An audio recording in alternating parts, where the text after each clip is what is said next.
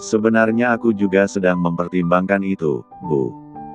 Aku merasa butuh kendaraan yang bisa dipakai bola-bali untuk urusan toko.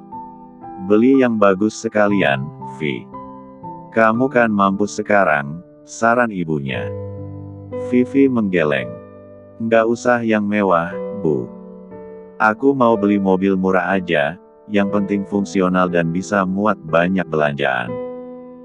Aku nggak mau lagi mengejar kemewahan yang cuma buat pamer. Alhamdulillah. Semoga istiqomah, Nak. Tapi, sesekali pikirkan jodoh juga. Kamu juga berhak bahagia seperti Jia. Ujung-ujungnya tetap jodoh. Hari Senin tiba. Vivi benar-benar merealisasikan niatnya. Ia pergi ke sebuah showroom dan memilih sebuah mobil city car berwarna putih yang simpel namun elegan. Semua ia bayar tunai dari hasil tabungan jualan kuenya. Saat ia memegang kunci mobil dan perlahan keluar dari area showroom, Vivi mendadak menghentikan mobilnya di pinggir jalan yang agak sepi. La memegang setir dengan erat, menatap lurus ke depan. Tiba-tiba, setetes air mata jatuh membasahi pipinya. La teringat betapa bodohnya dia di masa lalu. Dulu, ia rela melakukan hal-hal rendah, memanipulasi orang, bersikap sombong, bahkan melakukan hal-hal yang menyerempet dosa hanya demi bisa berada di posisi ini, memiliki harta dan kenyamanan. Dulu, ia pikir cara satu-satunya untuk hidup mapan adalah dengan memiliki suami yang kaya raya. Ia teringat bagaimana ia menyembah kemewahan semu yang diberikan Isar. Ya Allah! Betapa bodohnya aku dulu, bisiknya di tengah isak tangis yang mulai pecah. Ternyata, Tuhan menunjukkan jalan lain. La bisa mewujudkan semuanya dengan jalan yang baik. Halal. Dengan keringatnya sendiri, dengan kerja keras dari subuh hingga larut malam. Tidak ada rasa takut dikejar hutang, tidak ada rasa malu karena uang hasil menipu. Vivi mengusap air matanya, menarik napas dalam-dalam. Ia melihat pantulan dirinya di spion seorang wanita berhijab dan mandiri. La pun menjalankan mobilnya kembali dengan perasaan lega. Hidayah itu nyata, dan Vivi bersyukur ia tidak terlambat untuk menjemputnya. Kini, ia siap menjemput masa depan, bukan sebagai Vivi yang sombong, tapi sebagai Vivi yang baru, ibu dari malaikat kecil bernama Zahra. Vivi baru akan berbelok menuju ruko saat ponsel berdering. Nama Jia tertera pada layar membuatnya segera menjawab panggilan. Halo, Vivi. Kening Vivi berkerut. Suara Aslan terdengar di sana. Kenapa, Aslan? Jia sudah kontraksi. Kami sedang siap-siap membawanya ke rumah sakit. Tolong beritahu ibumu, ya. Mata Vivi membulat. Dari sana ia bisa mendengar suara Jia yang mendesis seperti menahan sakit, dan suara Wira yang sedang berusaha menenangkannya. Jia mau lahiran. Iya. Oke. Aku akan jemput ibu dulu, aku langsung ke rumah sakit sama ibu. Vivi segera memutar setir, menjalankan mobil menuju rumah dengan kecepatan yang sedikit di atas normal. Sesampainya di depan gang rumah, ia mengurangi kecepatan. Beberapa tetangga yang sedang mengobrol di teras langsung menoleh. Mata mereka membulat melihat Vivi turun dari mobil putih yang masih kinclong. Wah, Vivi beli mobil baru. Sapa Tante Salma. Vivi tersenyum sopan sambil menutup pintu mobil. Iya, Tante. Buat operasional aja. Alhamdulillah, berkah ya, Vi. Usaha kuenya laris terus. Amin. Terima kasih doanya, Tante. Hebat loh kamu, Vi. Menginspirasi ibu-ibu di sini supaya bisa semangat ngikutin kamu. Vivi hanya mengulas senyum sopan. Saya mau masuk dulu ya, Tante. Mau jemput ibu? Ucap Vivi sambil sedikit terburu-buru melangkah menuju pagar. Di luar para tetangga masih berbincang. Berdecak kagum melihat kesuksesan Vivi sekarang. Vivi itu hebat ya. Sendiri aja bisa bangun usaha sampai segini. Dulu sempat terpuruk gara-gara suaminya, sekarang malah sukses, bisik Tante Salma pada tetangga yang lain. Iya, mantan suaminya pasti nyesel tuh. Apalagi sekarang sudah di penjara. Syukurin. Kualat dia dorong istrinya yang hamil sampai bayinya nggak selamat, balas Tante Salma, yang masih bisa terdengar di telinga Vivi.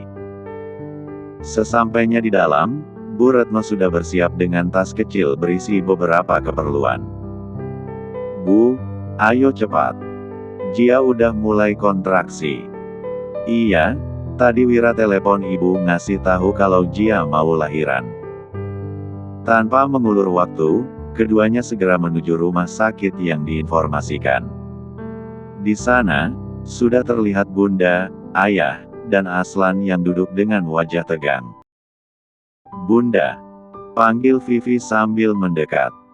Bunda langsung berdiri dan menyambut Vivi dan besannya. Jia gimana, Bunda? Tanya Vivi khawatir. Jia lagi di ruang bersalin sekarang. Wira dan Aira nemenin di dalam. Tadi kontraksinya sudah mulai sering, jelas Bunda sambil mengusap air mata di sudut matanya. Ya Allah, semoga lancar ya, Bun, ucap Vivi, menggenggam tangan Bunda. Mereka semua duduk di kursi tunggu dengan perasaan cemas campur bahagia. Aslan mondar-mandir, tidak bisa diam. Ayah duduk sambil membaca doa dalam hati. Vivi menatap pintu ruang bersalin dengan perasaan campur aduk. Ia melihat betapa keluarga Wira begitu perhatian pada Jia. Bunda yang terus berdoa, Ayah yang menunggu dengan sabar, Aslan yang gelisah, dan Aira yang bolak-balik memastikan semuanya baik-baik saja. Sangat berbeda dengan apa yang ia alami dulu. Saat ia melahirkan Zahra, tidak ada mertua yang peduli. Tidak ada suami yang menemani. Ya Allah, kenapa aku jadi teringat lagi? Vivi mengusap matanya yang mulai berair. Ia tidak mau menangis sekarang. Ini adalah hari bahagia untuk Jia. Di dalam ruang bersalin. Kenapa makin lama makin sakit, Mas? Keluh Jia sambil berpegang di lengan suaminya. Saat ini ia sudah berada di ruang persalinan. Menunggu proses pembukaan di mana setiap bagian membuat energinya terasa terkuras habis. Sabar, sayang. Persalinan memang gitu. Makin cepat sakit, makin cepat bayinya keluar. Wira membujuk dengan bahasa paling lembut. Berusaha menenangkan Jia yang mulai gelisah. Wira menarik selembar tisu, mengusap keringat yang bercucuran di dahi istrinya. Sebagai seorang dokter yang sudah terbiasa menghadapi berbagai keluhan pasien, ia tidak asing lagi dengan hal seperti ini. Mau minum nggak, sayang? Tawarnya. Enggak, Mas. Aku nggak haus. Apa mau makan sesuatu? Biar nggak lemas. Jia menggeleng pelan. Satu-satunya yang ia inginkan saat ini hanyalah segera terlepas dari rasa sakit ini. Mas, jangan tinggalin aku, ya. Aku takut, bisik Jia penuh permohonan. Iya. Aku nggak kemana-mana. Akan terus di sini temenin kamu. Tangannya mengulur, membelai rambut istrinya. Astagfirullah, sakitnya datang lagi. Jia merem 4 es spray sekuat tenaga untuk mengalirkan rasa sakit. Wira kembali mengusap punggungnya. Baca doa yang semalam aku ajarkan. Wira berbisik pelan. Jia mengangguk, sambil meringis sesekali merapalkan doa yang sudah ia hafal di luar kepala. Kalau nggak kuat banget kamu boleh baring. Tapi Jia menggeleng, kali ini membenamkan diri di pelukan suaminya. Nggak mau.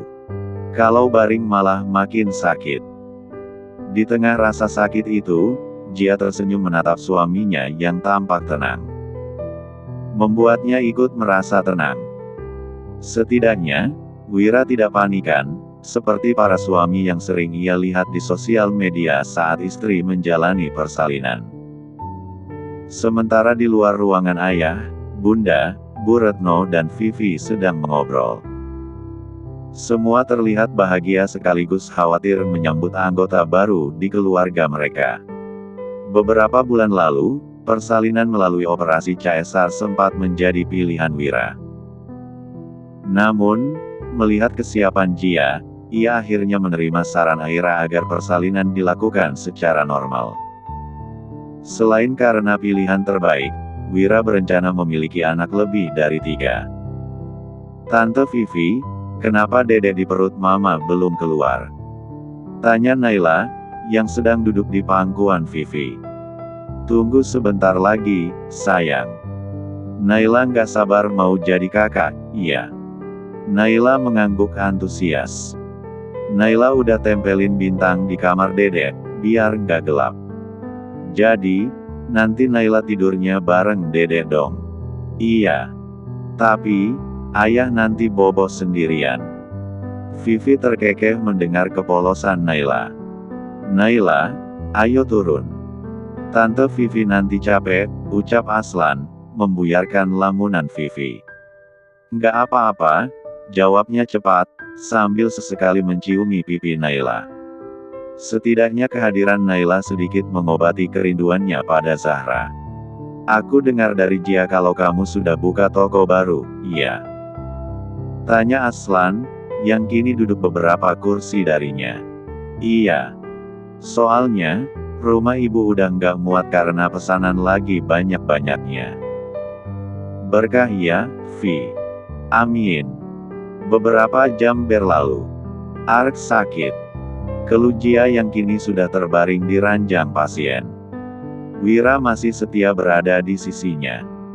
Sesekali mengusap perut, lalu mencium kening. Sabar ya, sayang. Kak Aira bilang sebentar lagi. Nggak kuat, Mas. Harus kuat, sayang. Jangan pikirkan sakitnya. Pikirkan sebentar lagi kamu akan jadi ibu. Wira meraih tisu dan mengusap keringat yang meleleh di kening dan leher istrinya. Sementara Jia mulai terisak-isak sambil bersandar di dada suaminya. Lengan Wira pun tak lolos dari cakaran sebagai pelampiasan rasa sakit yang ia rasakan. Bukaannya sudah lengkap, dok, ucap salah satu perawat. Aira mengangguk dan mengatur posisi. Jia, ikuti kakak, iya. Jia yang sedang menahan rasa sakit itu hanya mengangguk pasrah. Kita latihan dulu. Tarik napas dalam, lalu tahan, dan buang napas melalui hidung. Jangan ngeden kalau nggak diminta, tenaga kamu bisa habis. Jia mengangguk, mengikuti arahan kakak iparnya dengan baik. Nah, bagus. Kita ulangi lagi, iya, pintanya, lalu diikuti anggukan kepala oleh Jia. Tarik napas, tahan. Jia merasakan seperti ada tekanan kuat dari bagian bawah tubuhnya.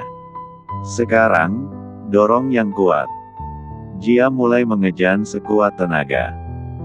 Kemudian menarik napas dalam-dalam dan mencoba mengulangi seperti arahan dokter. Coba ulangi sekali lagi.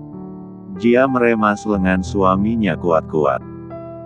Mendorong napas sekuat tenaga hingga membuat seluruh tenaga yang tersisa seperti hendak tercabut dari tubuhnya.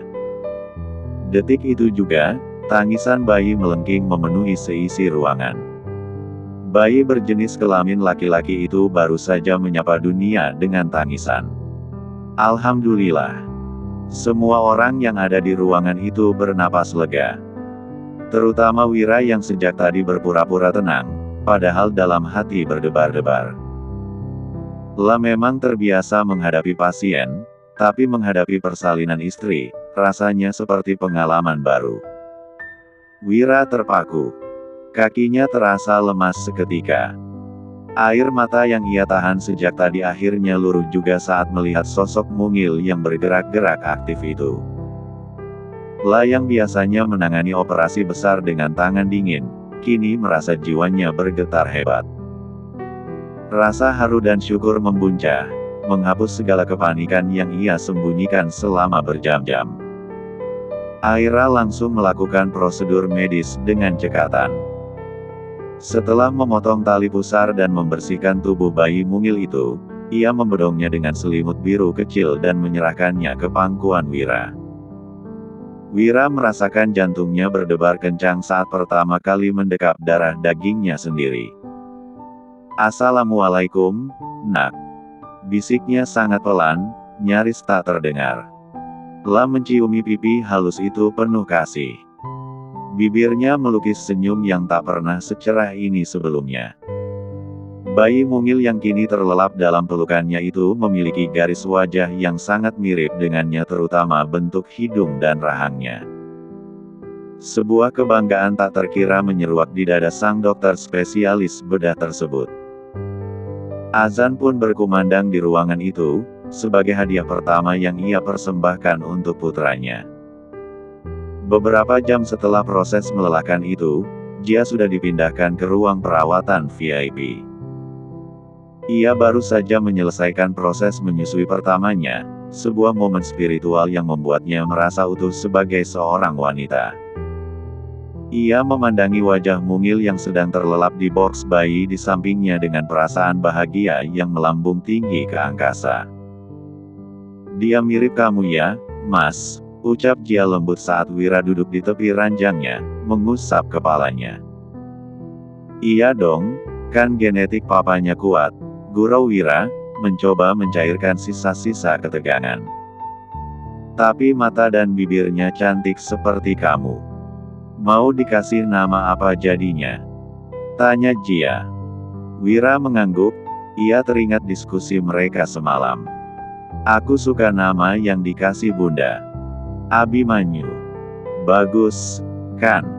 Arlan Abimanyu. Arlan artinya kuat, seperti papanya yang pura-pura tenang tadi." Jia terkekeh lemah. "Oh, jadi tadi Mas pura-pura tenang. Pantas saja tangan Mas tadi dingin." Wira tertawa, akhirnya mengakui kepanikannya. "Jangan bilang-bilang Bunda, iya. Bisa jatuh harga diriku sebagai dokter." Tidak lama kemudian, pintu kamar terbuka. Keluarga besar masuk satu per satu. Bunda menjadi orang yang paling tidak sabar untuk menyambut cucunya. Lucunya cucu Oma." Bunda tampak tak sabar menimang cucunya. Ayah, Bu Retno, dan Vivi bergantian melihat bayi mungil itu dengan tatapan takjub. "Ganteng ya, Vi. Mirip Wira banget," bisik Bu Retno pada Vivi. "Lia, Bu," jawab Vivi tulus. Naila tidak sabar untuk mengecup pipi adiknya. Ia melompat kegirangan saat tahu memiliki seorang adik laki-laki. Beberapa saat dihabiskan keluarga itu dengan penuh sukacita. Wira kemudian mendekat ke arah Jia, mengecup kening istrinya dengan sangat lama di hadapan semua orang. Jangan mesra-mesraan di sini. Yang jomblo bukan aku doang," tegur Aslan. Wira menoleh dan tertawa. "Makanya cepat nikah. Biar nggak terus-terusan jomblo." Aslan hanya mendengkus. "Cari jodoh nggak semudah itu. Syarat utama harus bisa sayang sama Naila, dan itu yang berat. Kamunya aja yang nggak mau," sela Bunda. Vivi menahan tawa. Ternyata, ibunya dan keluarga Wira sama saja. Setiap kali ada waktu pasti membahas tentang jodoh. Tapi, di balik semua itu, Vivi tersenyum haru. Ia melihat bagaimana takdir bekerja dengan cara yang ajaib. Duka berubah menjadi suka, dan luka perlahan menutup dengan cinta yang baru. Setelah dirawat beberapa hari di rumah sakit, akhirnya Jia diizinkan pulang. Pagi itu, Wira dengan sangat hati-hati membantu istrinya turun dari mobil. Sementara Aslan menggendong Abimanyu yang sedang terlelap dalam selimut biru langit. Begitu pintu rumah terbuka, Bunda sudah berdiri di teras dengan senyum sumringah yang tidak bisa disembunyikan. Alhamdulillah, akhirnya cucu Oma pulang juga. Seru Bunda sambil langsung mengambil alih Abimanyu dari gendongan Aslan. Pelan-pelan, Bun. Tulangnya si bro masih bunak, ucap Aslan protektif. Bunda tahulah. Ini kan bukan anak pertama yang Bunda gendong. Balas Bunda melotot, membuat Jia dan Wira terkekeh. Bunda lalu tersenyum lebar dengan pandangan tak lepas dari wajah mungil cucunya. Sayang, gantengnya mirip papanya. Mereka semua berkumpul di ruang tamu. Bunda duduk di sofa panjang sambil memangku Abimanyu dengan penuh kehati-hatian. Ayah duduk di sampingnya sambil memangku Naila yang sejak tadi tidak berhenti mengoceh tentang adik bayinya. Opa, kok Dede Abi nggak bangun-bangun? Tanya Naila dengan antusias. Opanya malah tertawa. Soalnya Dede bayi butuh tidur lebih banyak, biar cepat gede kayak Naila. Biar bisa main sama Naila. Iya dong. Nanti kalau dedeknya besar, bisa jagain kakak Naila. Jia yang duduk di samping Wira tersenyum melihat pemandangan itu. Hatinya hangat melihat betapa keluarganya menyambut Abimanyu dengan penuh cinta. Sekarang Oma nggak akan kesepian lagi. Ada Naila yang bawel, ada Abi yang lucu. Rumah ini jadi ramai dan hidup, ucap Bunda sambil mencium pipi Abimanyu berkali-kali. Bunda jangan terlalu sering cium-cium, nanti Abi masuk angin, Aslan mengingatkan. Kamu ini rewel amat sih. Orang tuanya aja nggak bawel kayak kamu. Tawa menggema di ruangan itu. Jia merasakan dadanya penuh rasa syukur. Ia tidak pernah menyangka akan mendapatkan keluarga yang sehangat ini. Keluarga yang menerima dan mencintainya tanpa syarat. Jia, kamu istirahat yang banyak, ya. Biar Bunda yang jagain Naila, kalau perlu Abi sekalian, ucap Bunda dengan nada penuh kasih sayang. Makasih, Bunda. Tapi, nanti aku jadi kebiasaan dan jadi malas. Sudah, jangan bicara begitu. Kamu sudah kasih Bunda cucu yang sehat dan lucu. Itu sudah lebih dari cukup. Kamu mau malas-malasan di kamar seharian nggak apa-apa. Nah, sekarang giliran Kak Aslan nih. Kapan mau cari jodoh? Biar nanti Bunda bisa nambah cucu lagi, ucap Wira. Aslan tertawa kecil. Belum kepikiran. Daripada mikirin jodoh, lebih baik aku fokus kerja buat masa depan Naila. Alasan, sela Bunda. Nanti aja kalau ada yang cocok, Bun. Sekarang belum. Bunda mendengus, tapi tidak melanjutkan.